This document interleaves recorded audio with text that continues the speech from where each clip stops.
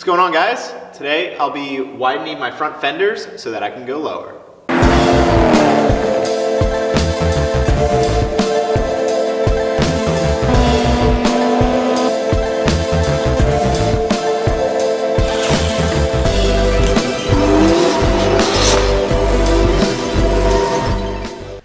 Alright guys, so if you watched my last episode, I installed bags on my Mustang and I have actually driven it around a few times and I'm pretty pleased with the setup. I did have the length set a little bit too short in the front and the back, so I ended up having to have a little too much air in the bags for ride height, so that made it really stiff. So I've since fixed that, so now it should be nice and smooth for when it's at ride height. So next up is figuring out this front end. As you saw, I wasn't actually able to lower it that much because my fenders would hit the tire in the front and the back, but today we're just dealing with the front. As I lower it down, it will hit the tire. It's basically hitting the tire right where it sits right now. So if you've been following me for a while, you may have seen my episode where I actually widened these fenders, and I did that by just welding these tabs on. So there's one here, and one here. I just added those tabs so that I could basically just move over the mounting points of the fender. And then there's also, I added spacers on some of the other connection points. I don't know how easy you can see in there, but right there I have a nylon spacer and then a longer bolt. And then I did the same thing on the two mounts that are here. You can't see them because they're behind the side skirt. And I think when I did that, it was about 1.25 inches wider on both sides. So now as I'm looking at this, it's looking like I'm gonna need to go at least 1/4, maybe 1/2 inch wider to get the tire to tuck up a little bit more inside the fender. I don't wanna go super wide to like the whole way out to where the wheel is. I know I'm not gonna be tucking it the whole way up to the wheel, but I wanna be able to tuck it a little bit more. So what I'm thinking is I'm gonna have to be changing these upper mounts. I don't think I'm gonna have enough material on the actual mount to just widen the hole and slide the fender over. So I think I'm gonna have to be cutting these tabs off and actually remaking the tabs or just adding a piece of material in there. And then as for the other mounts, I can easily buy new spacers. I'm thinking that if I just bump out the top, that'll be enough to clear the tire.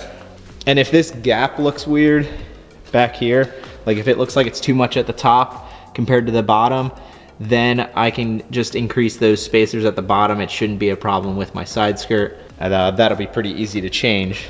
So the hard part is gonna be fixing these top mounts, figuring out exactly how much further I have to go. The way I'm gonna do that is unbolt the top mounts and then start to lower the car and move the fender out and get the car to sit as low as I think I'll be able to go. And that's really gonna be dependent on the tubing that is sitting under the car for the turbo kit. I know it'll be at least another about 1 inch lower than it is now.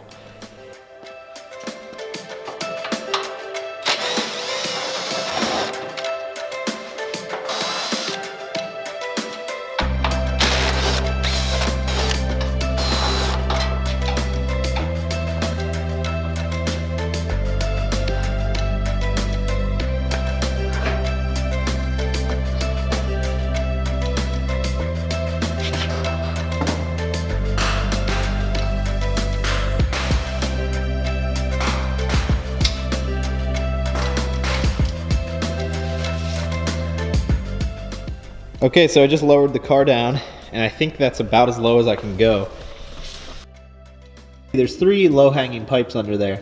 The one on the far right is the pipe that feeds the turbo, so it goes from the original headers and loops back around up to the turbo. The one in the middle you can see is the wastegate tube, and then the far left is coming off the turbo and then back to the exhaust.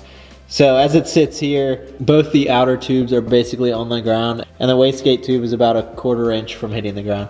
So this is as low as I can go for now. I do have the front exhaust setup that gets rid of the left 2 tubes, but I will still have that one on the right for the time being. So this will be the height that I'll be working with, but it does look like I can just flex this top out enough and keep the mount here the same and probably the mounts down there the same. So I can just change the top and that'll be enough to tuck the tire inside. So I just made a decision that's gonna make this modification a whole lot easier. So instead of adding material to the mounts here, which would involve cutting and welding extra material in. I'm instead just gonna move the whole fender over and then use some self-drilling screws to screw it right into the frame of the car here. I was thinking maybe I didn't want to do that because you would see those screws in this gap when the hood's shut, but it's really not that big of a deal. I mean, you already see all of this. I'll paint the screws black. So I think that's the route I'm gonna go. I will pre-drill holes just to make sure that I have everything in the perfect location before actually putting the self-tapping screws in.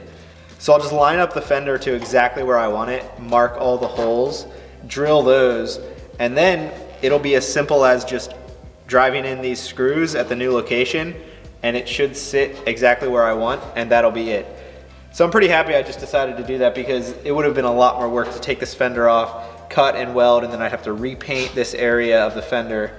There's really no reason to do that just to hide the screws a little bit more, in my opinion. The overall look of this car is pretty raw. It's not like a pristine show car anyway. I think it'll match the rest of the car perfectly. So that's what I'm gonna go with.